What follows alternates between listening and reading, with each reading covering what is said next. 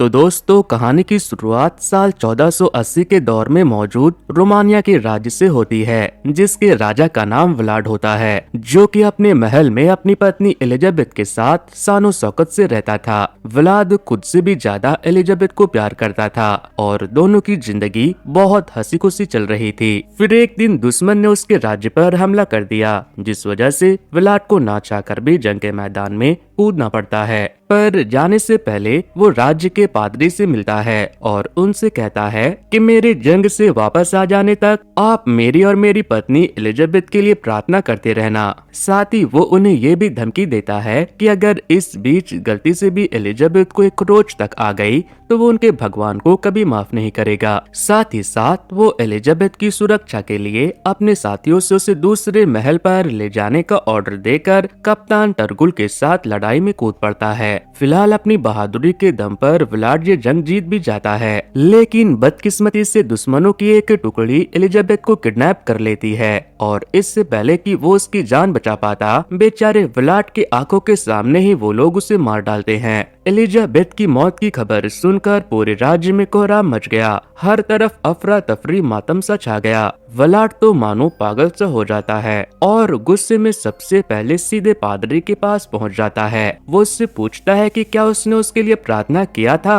डरा सहमा पादरी हाँ में जवाब देता है, जिसे सुनकर व्लाड चिल्लाते हुए कहता है कि अगर तुमने अपने भगवान से मेरी पत्नी के लिए दुआ की थी तो आखिर उसकी मौत कैसे हो गई। अब तुम्हें उसे जिंदा करोगे, वरना आज यहाँ कुछ ऐसा होगा जिसके बारे में किसी ने कभी नहीं सोचा होगा। पादरी व्लाड को समझाने की कोशिश करता है कि एलिजाबेथ अब स्वर्ग पहुँच चुकी है, वो वहाँ खुश है। मगर व्लाड कहता है, अच्छा ये बताओ मैं अब क्या करूँगा। तुम्हें जब उसका भविष्य दिखाई दे रहा है तो तुम्हें मेरा और अपना भविष्य भी दिखाई दे रहा होगा। पादरी के पास इसका कोई जवाब नहीं होता, वो बस खुद को ईश्वर का दूत बता रहा होता है, जिससे तंग आकर अचानक से व्लाड एक ही झटके में पादरी को मौत के घाट उतार देता है। मरते वक्त वो पादरी से कहता है कि जाकर अपने ईश्वर से कह देना कि वो जब तक मेरी पत्नी को वापस नहीं भेज देता, मैं तब तक यहीं उसका जन्म जन्म तक इंतजार करूंगा। अब व्लाड के इतना बोलते ही अचानक वो बेहोश हो जाता है। आसमान पर बिजली कड़कने लगती है, ईश्वर के मूर्ति से खून निकलने लगता है और यही से जन्म होता है दुनिया के पहले ड्रैकुला का। अब कहानी यहाँ से 400 साल बाद शिफ्ट हो जाती है, जहाँ हम डॉक्टर विंस्टन को देखते हैं। वो अपने किसी पेशेंट को लेकर काफी परेशान थे। ये मामला इतना क्रिटिकल हो चुका था कि अब खुद इंग्लैंड की क्वीन की नजर उस पर थी और ऐसे में मजबूरी में डॉक्टर को एक फादर रॉबर्ट की मदद लेनी पड़ती है। असल में दोस्तों, ये मरीज रॉयल फैमिली से ताल्लुकात रखती थी और इसका नाम मारिया होता है, जो कि 25 साल की एक इटालियन लड़की थी। इसकी शादी क्वीन के पोते हेनरी से होने वाली थी, परंतु शादी के दिन अचानक ये लड़की बेकाबू हो जाती है। वो अजीब अजीब सी आवाजें निकालने लगती है, यहाँ तक कि काफी लोगों पर हमला भी कर देती है। रिकॉर्ड के माने तो इसका जन्म 1759 में हुआ था, लेकिन ये पूरी तरह से इम्पॉसिबल है, क्योंकि इस हिसाब से इस लड़की की उम्र 100 साल से भी ज्यादा हुई और दिखने में ये अभी भी जवान है। आखिर ऐसा कैसे संभव है। फादर रॉबर्ट वहाँ से सीधे जंजीरों में बंधी मारिया के पास जाते हैं, जिसे एक ही नजर में देखकर पादरी बताते हैं कि ये कोई इंसान नहीं बल्कि पिशाच है, धरती पर पकड़ा गया पहला जिंदा पिशाच। पर हैरत की बात ये थी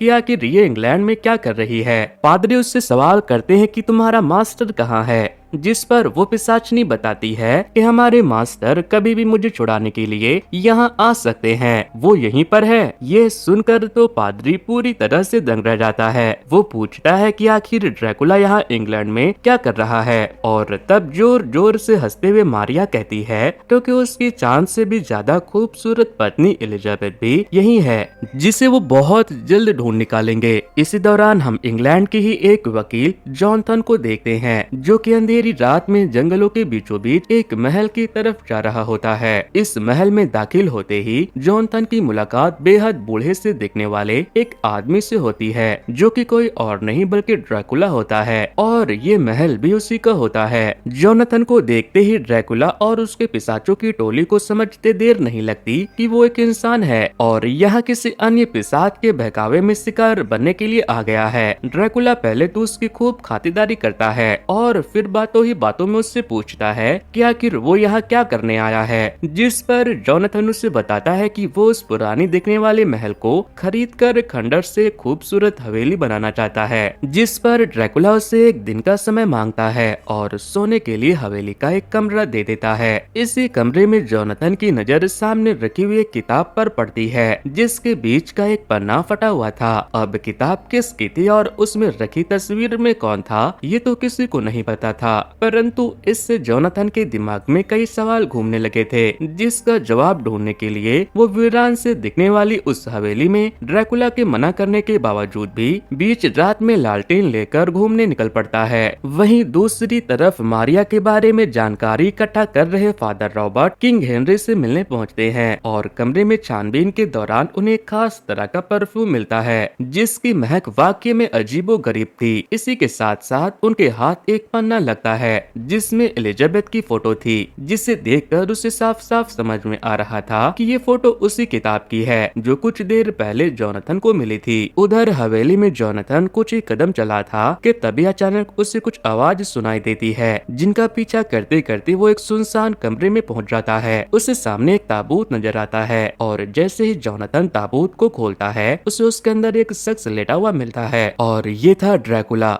जिसे देखकर तो जोनाथन एक मिनट के लिए खौफ में आ जाता है। तभी ड्रैकुला जोरदार हंसी के साथ ताबूत से बाहर निकलता है। उसके एक इशारे पर हवेली में मौजूद अन्य पिशाच जोनाथन के शरीर का एक एक बूंद खून पीने के लिए उसे लटका देते हैं। वो जोर जोर से चिल्लाते हुए रहम की भीख मांगता है, भगवान को याद करता है, मगर ड्रैकुला उसे बताता है कि यहाँ पर भगवान को याद करने का कोई फायदा नहीं। हालांकि मारने से पहले तुम्हारी एक मदद कर सकता हूँ, तुम मुझे अपनी आखिरी ख्वाहिश बता सकते हो। जोनाथन एक मिनट के लिए चुप हो जाता है और फिर ड्रैकुला की असलियत जानने के लिए उसके बारे में पूछता है कि आखिर वो है कौन और यहाँ कैसे पहुँचा। बस यही उसकी आखिरी इच्छा थी। अब ड्रैकुला एक बार फिर से अपनी कहानी उसे सुनाते हुए बताता है कि एक समय ऐसा था जब मैं भगवान का सबसे बड़ा दूत था। वो एक राज्य का राजा था जो सिर्फ और सिर्फ अपनी पत्नी के लिए जीता था, लेकिन एक दिन उस ईश्वर ने उसकी जिंदगी की सबसे कीमती चीज यानी कि उसकी पत्नी एलिजाबेथ को उससे छीन लिया, जिसके बाद वो पिछले 400 सालों से उसका इंतजार कर रहा है, इस उम्मीद में कि कभी न कभी किसी न किसी रूप में वो धरती पर फिर से जन्म लेगी। इसके लिए उसने एलिजाबेथ को दुनिया के हर एक कोने में ढूंढा। वो चीन गया, ऑस्ट्रेलिया गया, इवन मेरे और आपके घर भी गया था और इस जर्नी के दौरान उसने काफी कुछ सीखा भी। फिर उसे एक खास तरह का फूल मिलता है जिससे उसने एक ऐसा परफ्यूम तैयार किया जिसकी महक से ही वो जिसको चाहे अपने पास आने पर मजबूर कर सकता था।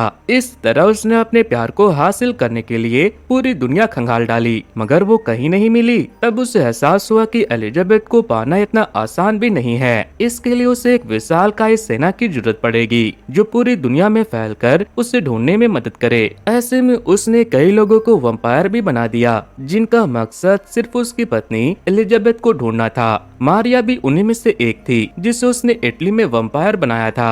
अपना काम खत्म करने के बाद वो रोमानिया वापस आकर बरसों से यहीं पर एलिजाबेथ का इंतजार कर रहा है। ड्रैकुला की ये दर्द भरी कहानी सुनकर जोनाथन को एहसास हो जाता है कि जो कुछ भी हो लेकिन ड्रैकुला भाई एक सच्चा आशिक है और ये प्यार की कदर समझता है। फिर वो ड्रैकुला से विनती करता है कि उसे जाने दे क्योंकि उसका कोई बेसब्री से इंतजार कर रहा है और अगर वो वापस नहीं गया तो यकीनन वो लड़की भी पूरी जिंदगी उसी की तरह इसी पछतावे में जिएगी। इसके बाद जोनाथन अपने गले में मौजूद एक लॉकेट ड्रैकुला को दिखाता है जिसके अंदर उसकी गर्लफ्रेंड की तस्वीर भी थी, लेकिन जैसे ही ड्रैकुला उस लॉकेट को खोलकर देखता है उसके पैरों तले जमीन खिसक जाती है। वो खुशी से कूदने लगता है क्योंकि ये लड़की हूबहू एलिजाबेथ की जैसी लग रही थी। जी हाँ, वही एलिजाबेथ जिसके लिए वो सैकड़ों सालों से यूं ही तड़प रहा था। अब ड्रैकुला उससे पूछता है कि आखिर तुम्हें यहाँ किसने भेजा, तो जोनाथन उसे बताता है कि मुझे यहाँ किंग हेनरी की पत्नी मारिया ने भेजा है। और अब ये जानकर ड्रैकुला को यकीन हो जाता है कि आखिरकार उसकी बरसों की मेहनत काम आई। अब उसके सबसे खास गुलाम ने एलिजाबेथ को ढूंढ निकाला।